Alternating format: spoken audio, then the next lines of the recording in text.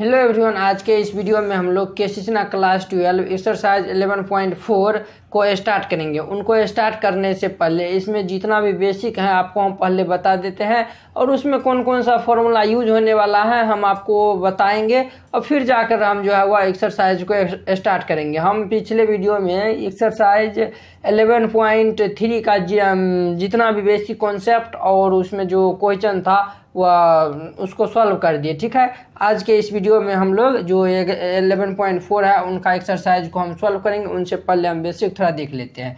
तो देखिए यहाँ पे देखिए हमको पढ़ना होता है derivative of exponential and logarithmic function, यानी कि इस चैप्टर में जो है हमें एक्सपोनेंशियल एंड लॉगरिथमिक फंक्शन के बारे में हमें जानना है, जिसको हिंदी में हम कहते हैं चरघातांकीय एवं लघु गणक फलन का अवकलज। ठीक है, तो अब देखिए यानी कि ये जो एक्सपोनेंशियल एंड लॉगरिथमिक फंक्शन क्या होता है। तो देखिए एक्सपोनेंशियल फंक्शन यानी चरघातांकीय फलन f(x) equal to a to the power x, यानी f(x) equal to a to the power x, जहाँ a का जो वैल्यू है वह 1 से जो है वह बड़ा होना चाहिए। a का जो वैल्यू है 1 से बड़ा होना चाहिए। इसी यानी कि ये इस तरह का जो फंक्शन रहेगा इन्हीं को हम कहेंगे चरघातांकीय फलन। क्या कहेंगे? तो चरघातांकीय फलन। इनको जो है इनका जो डोमेन और रेंज ये भी आपको याद रखना होगा। तो देखिए इनका डोमेन होता है यानी कि एक्सपोनेंशियल फंक्शन यानी f(x) equal to a to the power x, जहाँ a का जो वैल्यू है 1 से बड़ा होना चाहिए। इनका डोमेन होता है r यानी कि ऑल रियल नंबर, और रेंज होता है r प्लस यानी कि जो रियल नंबर जो होगा बट पॉजिटिव वाला होगा। ठीक है, तो उम्मीद करते हैं कि आप लोग ये एक्सपोनेंशियल फंक्शन समझ गए होंगे। अब देखिए यहाँ पे जो है वह मेन आपको पढ़ना होगा। ये देखिए ये जो है नेचुरल एक्सपोनेंशियल फंक्शन, ये देखिए ये जो आपको हम बताए थे एक्सपोनेंशियल फंक्शन क्या होता है तो ये हम बताए थे, लेकिन इनसे भी इम्पोर्टेंट है यहाँ पे नेचुरल एक्सपोनेंशियल फंक्शन, यानी कि आपको जो है वह प्राकृतिक चरघातांकीय फलन ये पढ़ना है। ये इम्पोर्टेंट है, इनसे जो है वह बहुत क्वेश्चन आपको सॉल्व होगा। तो देखिए ये इनका देखिए f(x) equal to e to the power x, f(x) equal to e to the power x को हम कहते हैं नेचुरल एक्सपोनेंशियल फंक्शन वेयर जहाँ 2 से e का जो वैल्यू, ये जो e का वैल्यू होगा वह 2 से छोटा एंड 3 से यानी कि 2 से बड़ा एंड 3 से छोटा होगा। ठीक है, ये आपको याद रखना है। अगर हम इनके डोमेन के बात करें तो इनका डोमेन होता है all real number and range होता है जो वह 0 से इन्फिनिटी तक रहता है, 0 से लेकर इन्फिनिटी तक रहता है। देखिए हम लोग डेरिवेटिव ऑफ एक्सपोनेंशियल फंक्शन, यानी कि अभी हम पढ़े ना एक्सपोनेंशियल फंक्शन क्या होता है, नेचुरल एक्सपोनेंशियल फंक्शन क्या होता है, आपको हम बताए थे f(x) equal to a to the power x रहे, यानी a to the power x जहाँ a का जो वैल्यू होगा 1 से बड़ा होगा। इनका जो डोमेन होता है ऑल रियल नंबर होता है, रेंज होता है वो पॉजिटिव रियल नंबर होता है। और नेचुरल एक्सपोनेंशियल फंक्शन में हम आपको बताया f(x) equal to e to the power x, where जो e का जो वैल्यू होगा वह 2 से बड़ा और 3 से छोटा होगा। इनका जो रेंज होगा डोमेन होगा वो ऑल रियल नंबर होगा एंड रेंज जो है वह 0 टू इन्फिनिटी होगा। ठीक है, ये आपको हम बताएं। तो ये देखिए उन्हीं का हम डेरिवेटिव पढ़ेंगे, डेरिवेटिव ऑफ एक्सपोनेंशियल फंक्शन यानी कि d/dx से a to the power x, यानी आपको हम जब फॉर्मूला क्लास में आपको बता दिए थे, लेकिन यहाँ पे जो है वह ये जो एक्सपोनेंशियल फंक्शन जो है वह इस चैप्टर में जो है वह खासकर यूज होगा। तो देखिए d/dx a to the power x, a to the power x का जो डेरिवेटिव होता है वह a to the power x into log a, क्या होता है a to the power x into log a। अब देखिए ठीक उसी प्रकार d/dx e to the power x, यानी e to the power x का डेरिवेटिव होता है यानी डिफरेंशिएशन होता है e to the power x। कोई आपसे पूछेगा कि e to the power x का डेरिवेटिव क्या होता है तो e to the power x। For example में देखिए यहाँ पर हम एग्जांपल लिए हैं, एग्जांपल में इस पर एग्जांपल लिए हैं d/dx a to the power x equal to होता है a to the power x into log a। तो एग्जांपल है हमारा d/dx 2 पावर x, यानी 2 के पावर जो है वह x है। इनका डिफरेंशिएशन क्या होता है, देखिए एक पावर जो है वह x है, तो ये जो है वह सेम टू सेम ऐसे उतर गया और लॉग में जो है वह ये जो a है वह लग गया। तो उसी प्रकार से ये 2 पावर x रहेगा तो इनका 2 पावर x हो जाएगा और लॉग के यानी ये 2 है ना तो इनके लॉग 2 हो जाएगा। ठीक है, ठीक उसी प्रकार d/dx 3 पावर x रहेगा, 3 पावर x का डेरिवेटिव क्या होगा तो देखिए 3 पावर x इंटू लॉग 3 क्या होगा, 3 पावर x इंटू log 3। तो उम्मीद करते हैं कि आप लोग ये इतना बहुत ही अच्छा तरीका से समझ गए होंगे। तो अब देखिए इसमें यानी कि ये चेन रूल कैसे लगाएंगे इसमें, वो आपको अभी हम बताते हैं, आप लोग अच्छे से देखिएगा। तो देखिए यहाँ पे चेन रूल, ये देखिए d/dx, यानी ये जो हम आपको ये जो फॉर्मूला बताए हैं, ये और ये जो फॉर्मूला बताया, इसमें चेन रूल कैसे हम अप्लाई करेंगे। तो देखिए चेन रूल d/dx a⁴ यानी कि एक पावर कोई फंक्शन रहेगा। तो देखिए क्या फॉर्मूला होता है d/dx, अभी ना आपको हम बताए कि यानी कि a⁴x का डिफरेंशिएशन क्या होता है, तो a⁴x इंटू log a। तो उसी प्रकार से a⁴ फंक्शन रहेगा तो उनका डिफरेंशिएशन हो जाएगा a⁴ function into log a गुने ये जो ऊपर में जो फंक्शन दिख रहा है उनका फिर से जो है वह डिफरेंशिएशन हो जाएगा, ठीक है। और देखिए यहाँ पे देखिए ये जो है वह d/dx e⁴ फंक्शन, यानी कि e⁴ फंक्शन रहेगा तो यानी इसमें कैसे चेन लगाए। तो देखिए e⁴ फंक्शन तो हम जानते हैं e⁴x का डिफरेंशिएशन क्या होता है, तो e⁴x ही होता है। तो ये e⁴ फंक्शन ही हो जाएगा गुने ये जो फंक्शन है, पुनः यह फंक्शन का जो है वह डिफरेंशिएशन हो जाएगा, ठीक है। एक एग्जांपल से हम समझते हैं d/dx 2 power sin x, 2 power क्या है तो sin x तो है। देखिए यहाँ पे एक पावर फंक्शन है, तो देखिए यहाँ पे 2 पावर फंक्शन है ना, तो यहाँ पे 2 पावर sin x है, तो 2 पावर sin x का difference 2 power sin x into log 2, ये 2 है तो 2 गुने ये जो फंक्शन है, ये जो sin x जो है वह पुनः इनका जो है वह डिफरेंशिएशन d/dx sin x। तो देखिए यहाँ पे sin x का डिफरेंशिएशन क्या होता है तो cos x, तो यही हमारा जो है वह आंसर हो जाएगा। तो उम्मीद करते हैं कि आप लोग ये यानी कि derivative of exponential function and ये जो exponential function and natural exponential function जो है वह बहुत ही अच्छा तरीका से समझ गए होंगे। तो उम्मीद करते हैं कि आप लोग जो हम बताए थे a⁴x का डेरिवेटिव होता है a⁴x इंटू log a वह समझ गए। अब देखिए e⁴x का डिफरेंशिएशन होता है न, e⁴x का डिफरेंशिएशन होता है e⁴x, तो उन पे जो चेन रूल उसमें कैसे लगाएंगे। तो देखिए d/dx e⁴ फंक्शन रहेगा तो इनका डिफरेंशिएशन हो जाएगा e⁴ फंक्शन अगुण ये जो फंक्शन है पुनः फंक्शन का जो है वह डेरिवेटिव हो जाएगा, यानी डिफरेंशिएशन हो जाएगा। पुनः देखिए फिर है d/dx e⁴y, e क्या है तो y, e⁴y, तो यानी कि e⁴ फंक्शन है तो e⁴ फंक्शन यानी कि e⁴y का डिफरेंशिएशन हो गया और ये फिर y का जो है वह डिफरेंशिएशन हो गया, यानी कि आपको हम बताए थे चेन रूल कैसे लगाते हैं। फॉर एग्जाम्पल इसमें हम लेते हैं d/dx e⁴x का जो डिफरेंशिएशन होता है e⁴x होता है। अब देखिए दूसरा d/dx e⁴ sin x, आपको कमेंट करना है कि e⁴ sin x का जो है वह डेरिवेटिव क्या होगा। तो अभी हम आपको बताए हैं e⁴ फंक्शन, e⁴ फंक्शन है तो क्या डिफरेंशिएशन होगा, तो e⁴ फंक्शन तो e⁴ क्या होगा तो ये sin x होगा, तो ये sin x गुने d/dx और ये पुनः जो हुआ sin x है उनका डिफरेंशिएशन हो जाएगा sin x।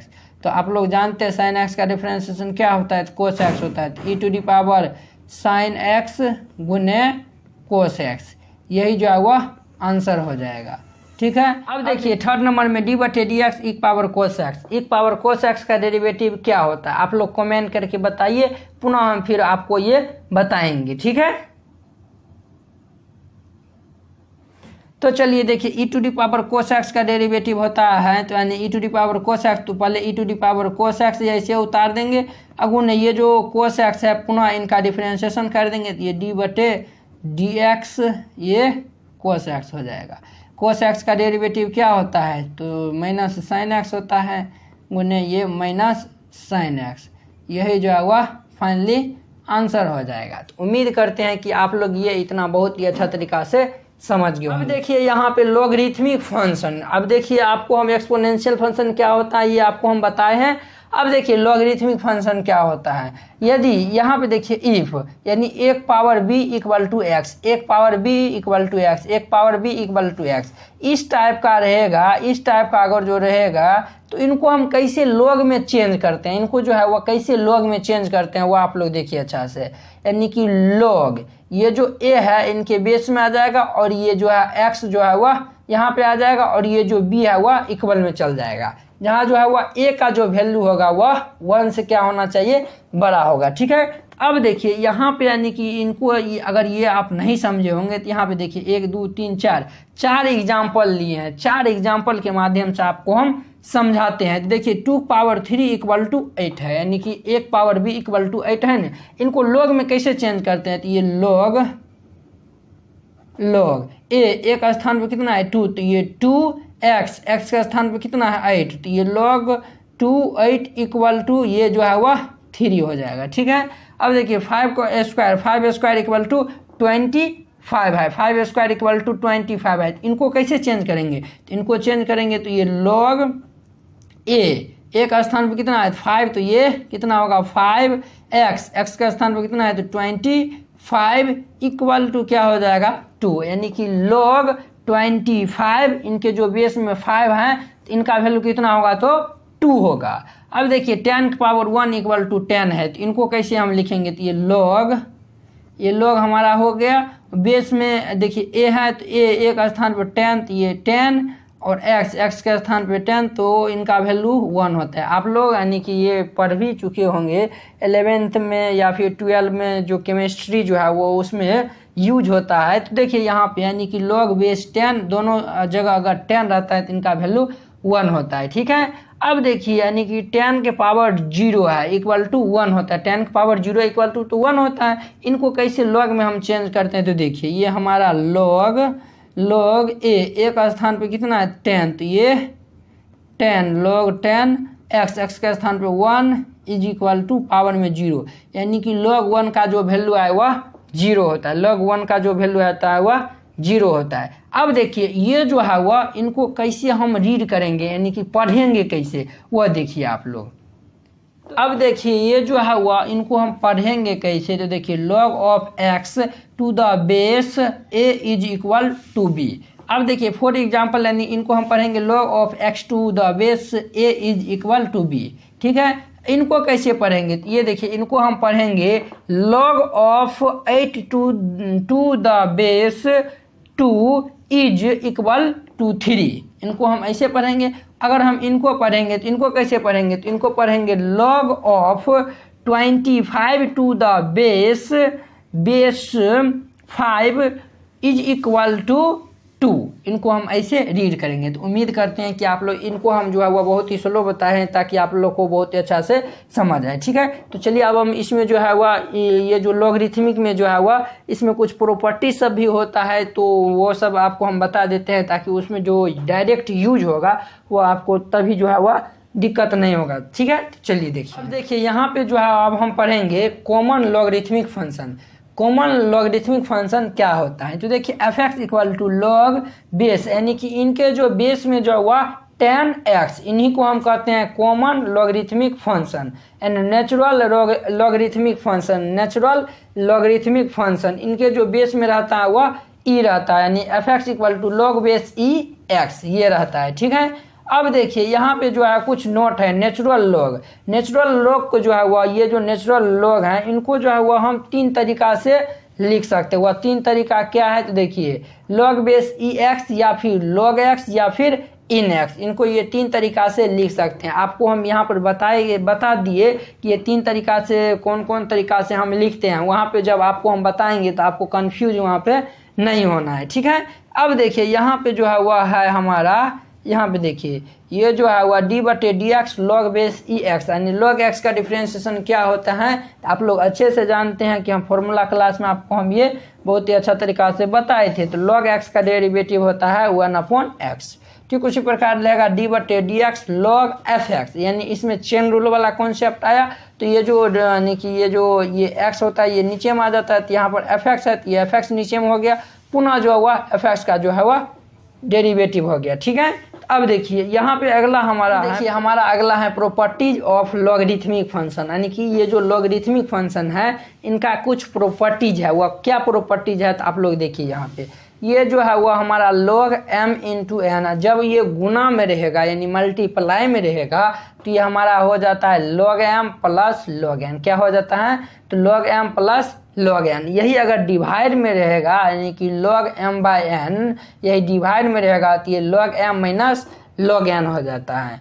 थर्ड नंबर में है log m के पावर n, यानी कि log m के पावर n रहेगा तो ये हमारा होता है n, ये जो पावर में उनको पीछे लिख दीजिए और जो है वह log m बचा हुआ है तो वह लिख दीजिए, ठीक है। 4 नंबर में है log e का जो वैल्यू होता है वह 1 होता है। आप लोग ये डायरेक्ट इनको याद रखिएगा, ठीक है।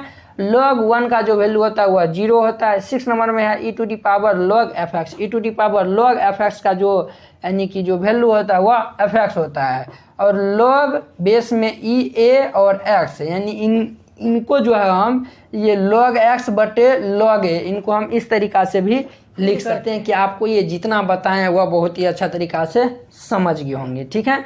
देखिए ये जो हम प्रॉपर्टी ऑफ लॉगरिथमिक फंक्शन जो ये आपको बताए हैं, इस पे एक और वीडियो लाएंगे जिसमें जैसे log m इंटू n का जो यानी कि फॉर्मूला होता है log m plus log n होता है, log m बाय n का जो वैल्यू होता है वह log m minus log n होता है, ये सभी होता है। तो आपको हम इसमें जो अगला वीडियो आएगा उसमें जो है वह जितना भी फॉर्मूला यानी कि ये जो log वाला है उनको हम प्रूव करके दिखाएंगे कि वह कैसे होता है, ठीक है। तो चलिए अगले वीडियो में हम मिलते हैं। उम्मीद करते हैं कि आपको जितना भी बताया इस वीडियो में वो आप लोग लिख लिए होंगे, नहीं लिखे होंगे तो लिख लीजिए प्लीज़, ताकि आपको एक्सरसाइज के क्वेश्चन को सॉल्व करने में दिक्कत नहीं हो। तो चलिए अब हम अगले वीडियो में मिलते हैं। जय हिंद।